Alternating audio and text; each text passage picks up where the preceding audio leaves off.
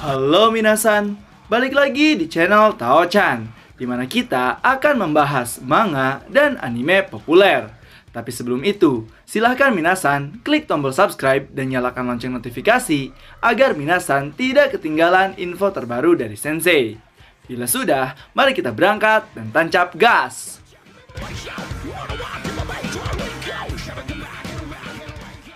Oke minasan, pada video kali ini Sensei akan membahas terkait manga Spin-off Lubu, yang mana pada pembahasan kali ini adalah pembahasan chapter keempat dan kelima, setelah kemarin Sensei mereview chapter ketiganya yang merupakan pertemuan Lubu dengan Dongzu, di mana Dongzu ingin menjadikan Lubu sebagai jenderal bawahannya.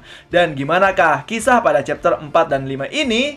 So, tanpa basa-basi lagi minasan, langsung saja kita gas ke pembahasannya. Chapter dibuka di mana memperlihatkan peperangan yang akan terjadi di gerbang Hulau. Kemudian diperlihatkan juga Dongzu yang menjadi kaisar setelah mengendalikan Kaisar Xian. Namun di sini ada beberapa jenderal yang tidak menyetujui itu, dan mereka adalah Jenderal Cao Cao dan Jenderal Liu Bei. Lalu panel pun memperlihatkan para pasukan Timur Wu yang bergerak untuk menyerang gerbang Hulau sebanyak 10.000 pasukan. Namun sayang, pasukan Dongzu yang berjaga di gerbang itu lebih banyak dari mereka, yaitu sekitar 30.000 pasukan, dan perang pun akan segera dimulai. Setelah itu, panel pun memperlihatkan situasi perang yang didominasi oleh kapten pasukan berkuda Hua Xiong. Bersama 500 pasukan yang dipimpin oleh Hua Xiong, pasukan Yuan Shao tidak ada yang bisa menghentikan mereka. Di sini, Hua Xiong terus membantai para pasukan dengan membabi buta. Hingga pada saat dia sedang bersenang-senang, datanglah kapten pasukan berkuda dari tentara Yuan Shao yang bernama Bao Zong. Bao Zong berkata, "Hei Hua Xiong, namaku Bao Zong. Di sini aku akan menghabisimu dengan kekuatanku, naga bulan biru. Hiya!" Namun serangan dari Bao Zong langsung ditepis dan Hua Xiong balik menyerang dengan sekali serangan yang membuat tubuh Bao Zong terbagi menjadi dua. Di sini Hua Xiong berkata, "Wah, cara yang bagus untuk memulai sesuatu. Enaknya sih kalau ada arak sambil membantai pasukan Yuan Shao." Lalu pasukan depan Dongzu bersama Hua Xiong membantai 10.000 pasukan Yuan Shao. Kemudian panel pun memperlihatkan sisi lain dari pertempuran yang didominasi oleh Hua Xiong. Di sini diperlihatkan Huang Gai, kapten pasukan Timur Wu, yang mana memberikan informasi bahwa 10.000 pasukan Yuan Shao telah dibantai oleh pasukan Dongzu.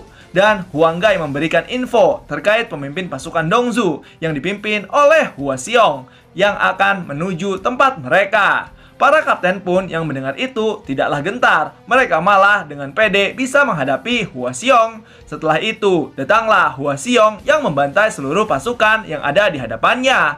Para kapten tentara Wu yang melihat itu berkata, "Aku tidak suka melihat pemandangan ini, dia monster." Lalu, Kapten Huang Gai memerintahkan pasukan untuk mengelilingi Hua Xiong, bukan menghadapinya. Di sini, Hua Xiong berkata, "Pasukan Wu lemah. Aku akan membantai seluruh pasukan Wu saat ini juga."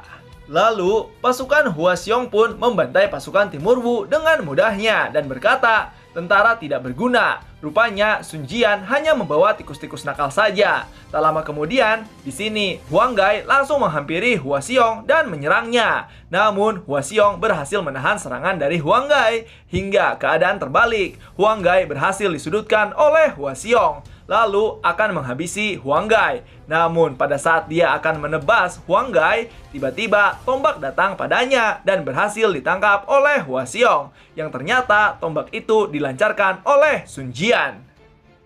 Di sini Huang Gai berkata, "Iblis memang selalu datang terlambat." Sun Jian pun meminta maaf pada Huang Gai dan berkata, "Tadi aku ada sedikit urusan, jadi susah membagi waktu. Hehe." Namun Kapten Cheng Pu terlihat marah dan berkata, "Ini adalah pertempuran yang menentukan segalanya, dan kau terlambat karena bersenang-senang dengan perempuan kan?" Sun Jian menjawab, "Hei, janganlah kau cemburu Cheng Pu." Cheng Pu berkata, "Aku tidak cemburu, Sun Jian sialan." Setelah itu, Hua Xiong berkata, "Apakah kau Jenderal Sun Jian itu?" dengan hawa mengintimidasi. Sun Jian menjawab, "Ya benar, ini aku, harimau dari Jiangdong, Sun Jian." Kemudian, di sini dijelaskan bahwa Sun Jian sering dikenal sebagai harimau dari Jiangdong. Dia merupakan keturunan dari suku matahari Su yang menulis seni berperang. Dia mendapat ketenarannya pada usia 17 tahun saat dirinya menghabisi geng perompak seorang diri. Kemudian, Sun Jian diakui sebagai pahlawan dan mendapatkan julukan pahlawan besar dari Jiangnan. Setelah itu, di sini Huang Gai memberitahukan pada Sun Jian bahwa Hua Xiong adalah monster dan para kapten tentara lain pun memberi tawaran untuk membantunya. Namun di sini Sun Jian menolak bantuan tersebut dan ingin menghabisinya sendiri. Di sini terlihat Hua Xiong yang ingin menghabisi Sun Jian dengan membayangkan ini adalah hadiah terbaik untuk negara baru Dongzhou. Setelah itu, Hua Xiong pun menyerang Sun Jian. Namun serangannya meleset hanya mengenai kudanya saja. Lalu Hua Xiong pun terus memberikan serangan demi serangan pada Sun Jian. Namun serangan itu berhasil dihindari dengan mudahnya. Kemudian Sun Jian berkata, "Tak diragukan lagi, kau memang salah satu yang terkuat di negara ini." Tapi di sini Sun Jian langsung melompat ke belakang Hua Xiong dan berkata, "Seranganmu itu sangat menyedihkan," sambil menyerang dan menebas tubuh Hua Xiong hingga menjadi dua. Lalu Sun Jian pun mengumumkan bahwa Kapten Hua Xiong berhasil dikalahkan. Pasukan Dongzhou yang mendengar hal itu langsung mundur dan melarikan diri. Dan berakhirlah sudah perang pertama Gerbang Hulau dengan satu kali serangan oleh Sun Jian. Setelah berhasil membunuh Hua Xiong, di sini Sun Jian berkata, banyak pasukan yang datang untuk membunuh Dongzhou. Jadi aku penasaran siapa yang akan berhasil memenggal kepalanya. Mendengar hal itu, Huang Gai berkata, itu tak mudah bodoh. Namun di sini Sun Jian langsung terkaget, seperti melihat sesuatu yang menyeramkan.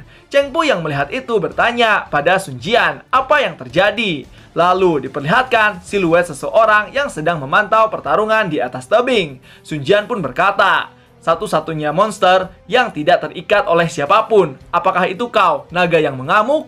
Panel pun memperlihatkan sang jenderal terkuat dengan julukan sang naga terbang, Lu Bu Hao-sen. Dan panel pun selesai. Nah, itu dia minasan terkait pembahasan chapter 4 dan chapter 5 spin-off Lu Bu yang memperlihatkan peperangan di Gerbang Hulau, pertarungan Sun Jian dengan Hua Xiong, dan kedatangan Lu Bu yang menatap dari atas tebing medan perang. Lalu akan seperti apakah kelanjutan ceritanya? So, tetap saksikan di channel Tao-chan agar minasan tidak ketinggalan info terbaru dari Sensei. Sekian dari Sensei, and bye-bye!